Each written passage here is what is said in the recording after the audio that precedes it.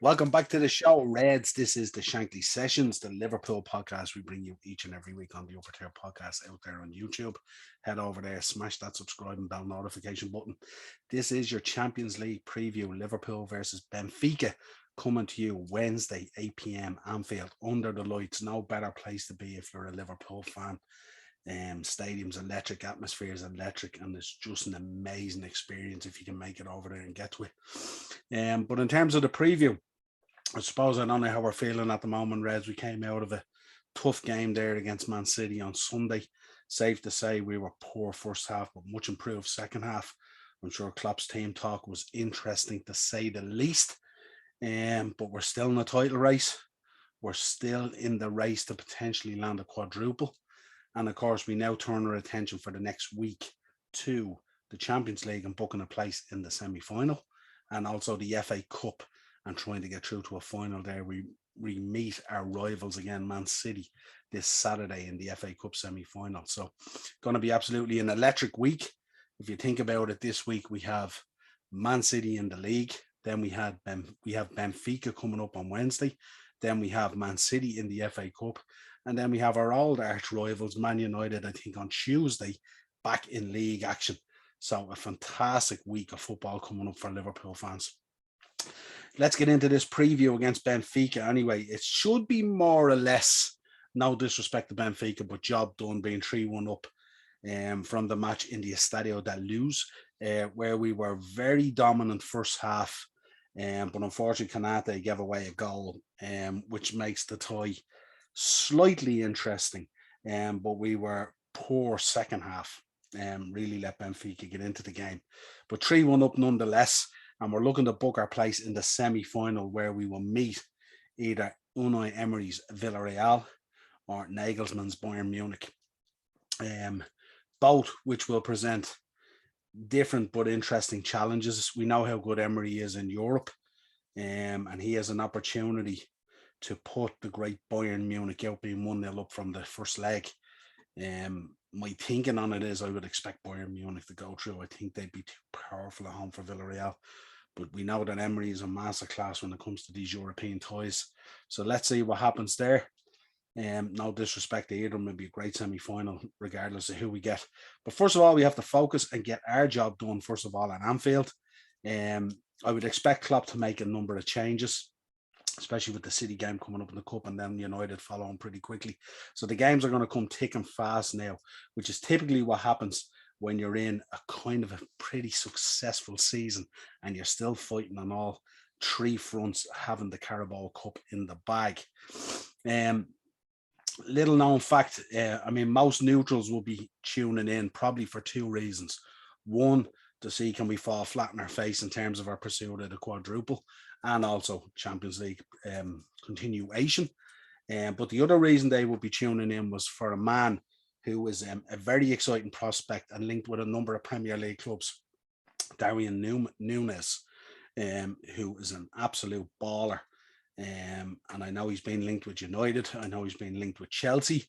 I know we've expressed a little bit of interest ourselves. I know Klopp in his press conference today described him as a good-looking boy and a very good footballer. So when you're getting that kind of praise from Jurgen Klopp, you're doing pretty good. It's 20 years since Liverpool was eliminated from the Champions League knockout stages after prevailing in the first leg of a tie. And I don't expect that record to change when we come up against Benfica on Wednesday.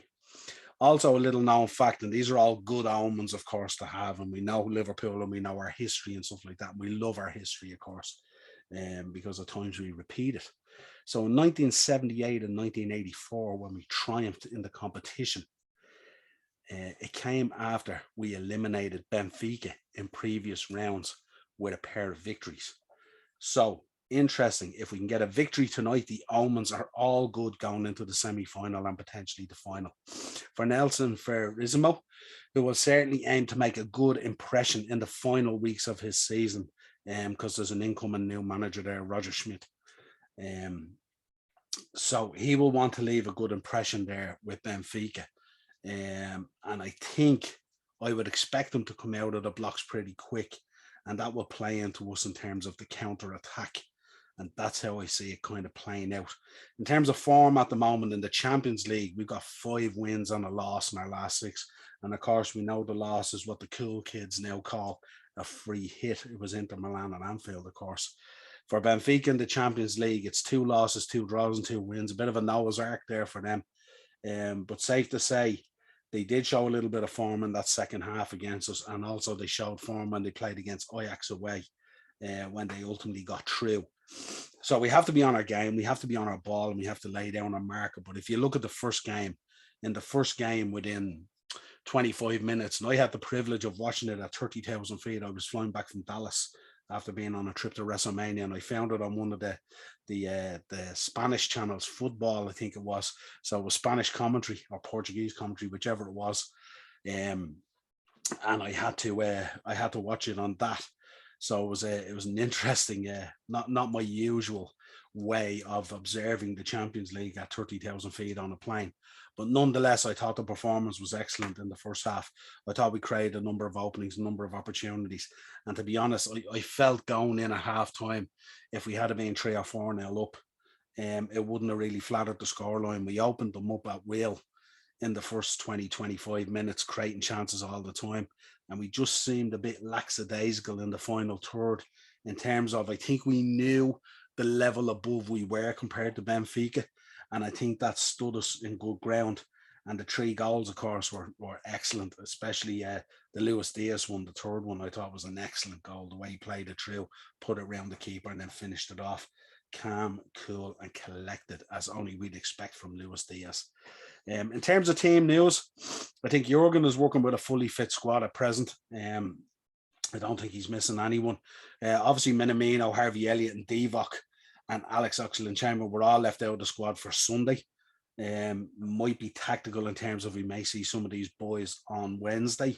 But no doubt we'll keep quality there on the bench as well, in case things don't happen to go our way or something tends to happen. So it definitely gives him options there, you know. Mane and Diogo Jota need to be careful as well, because they could potentially miss the first leg of the semi-final if they were to pick up yellow cards on Wednesday night. So I'm sure that will be in Klopp's thinking, no doubt about it, because 2 boys that we certainly don't want to miss out, especially for the first leg. If it's against Bayern Munich or Villarreal, they will be 2 very big players for us.